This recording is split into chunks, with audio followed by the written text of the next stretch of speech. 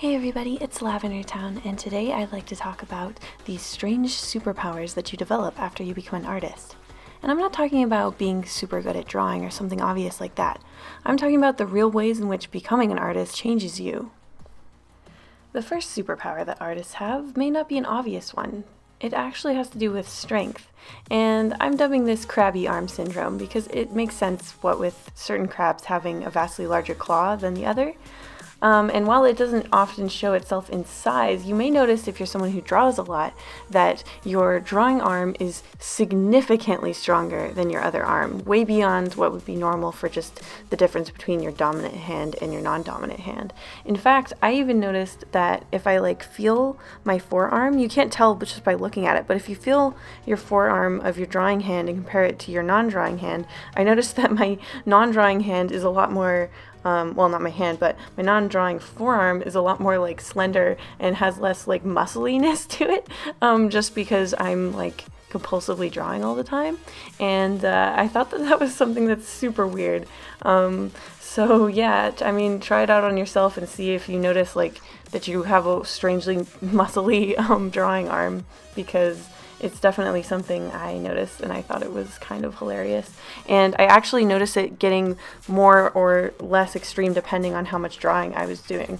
In fact, I was doing a hand-drawn animation the first time I noticed it, and I was just drawing from when I wake up to when I went to sleep, trying to hit this deadline. And I just noticed that my left forearm was all beefy and strong. And so basically where the superpower would be used, I think it would be best in arm wrestling scenarios, where you can sort of hide the fact that you're so strong. Obviously you're an artist, so if you're a stereotypical artist, you spend a lot of time mostly drawing and not doing a lot of athletics, though of course there's always exceptions. But you might look like someone who'd be quite easy to beat in an arm wrestle if they don't realize their secret crabby ability, which is to have this super strong drawing arm.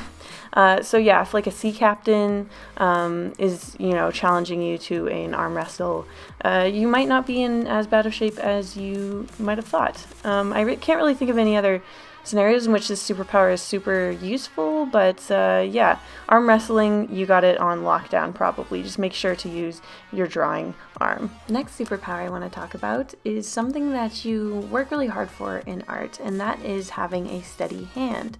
Now, artists need a steady hand for a lot of reasons, and fighting with shaky hands and being unable to draw the lines you want is something that most artists struggle with their entire lives.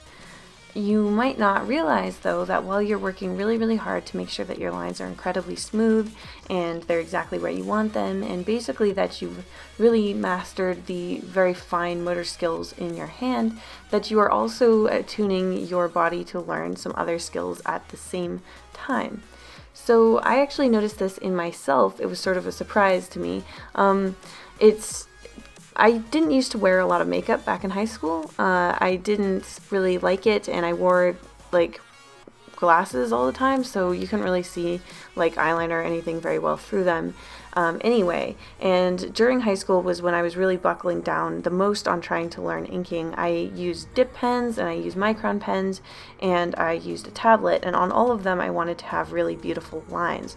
So it was something I labored at constantly. Now, when I was ready to go off to college, I started wearing contacts and got interested in makeup again. And suddenly, even though I hadn't practiced putting on makeup for literally years, I suddenly had the ability to do my eyeliner, and I realized that it's because I had done all this inking practice, and it applied to my makeup as well, because it gave me this very steady hand, and it made me less scared and blinky when I was trying to put it on, because I knew that my hand wasn't shaking. So if you're somebody who's never tried putting on eyeliner, but you're someone who draws a lot, you should try it, because you might surprise yourself. The other good point about this superpower is that, in an emergency scenario, like a lost plane crash or something like that, you could probably be the emergency surgeon. It'd probably be better to go to medical school first, but the point is that you have very steady hands, so, do with that knowledge whatever you must. Next superpower I want to talk about is how studying art can actually change your eyes.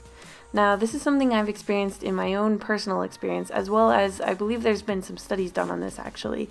But basically, I've noticed that the more color names that I learned, the easier I had of a time trying to distinguish between different colors.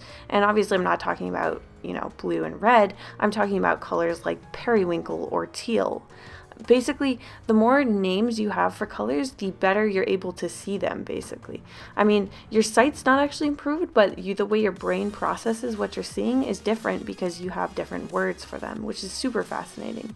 So basically, in my case, I used to only really know one word for gray, that's a desaturated kind of color.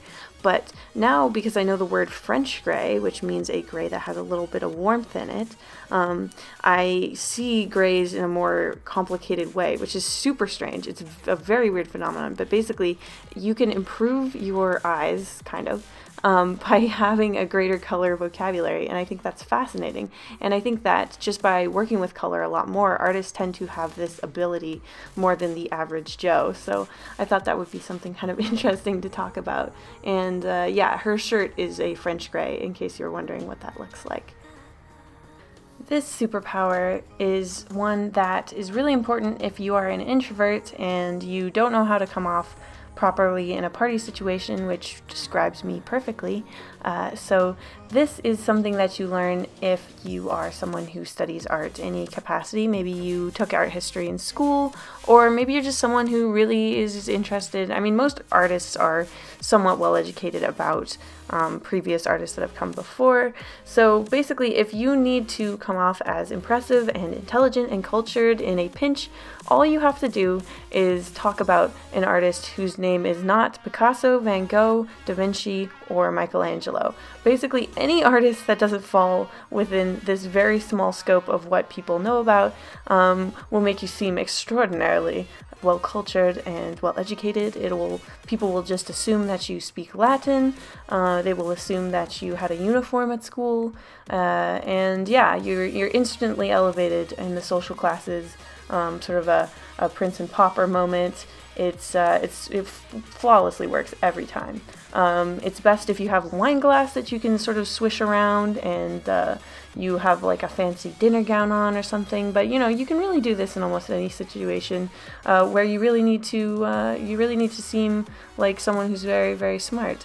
And there's a very good chance that you'll come off as pretentious, but the best thing to do, like if you are seriously going to do this, this one's kind of a joke. I don't know if you guys could tell, but there's some truth to this, that like artists learn about things that a lot of other people don't bother to learn about. A lot of people don't bother to learn about Artemisia Gentileschi, or they don't bother to learn about art movements outside of like the Renaissance. So if you have some sweet art knowledge, or know about some really interesting artists from the past that people don't know about, that actually is something good to talk about if you're running out of things to talk about. I used to think that stuff was kind of boring or something, but when I learned about it, I thought it was super fascinating. So that is actually a real sort of small talk point that you might be able to use. But yeah, I hope you guys liked this video. It was kind of a silly one, obviously, but I was just thinking about it the other day, about particularly the eyeliner thing. That's what really started this whole thing off. Also being freaked out by how one of my arms was like more buff than the other. Like, that's so weird. I'm really scared that one day, like, I'm gonna draw so much that it's gonna be like visible, and I'm gonna just have a big old buff arm on one side, and it's gonna be really hard to buy shirts. But yeah, anyway, thank you so much for watching till the end. I hope you guys are having a lovely week, and I will see you very soon.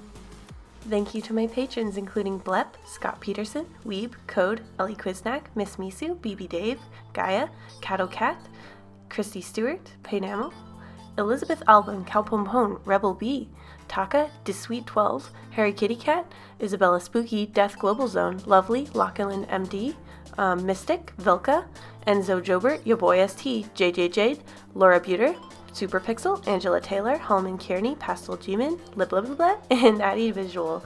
Thank you guys so much for your support.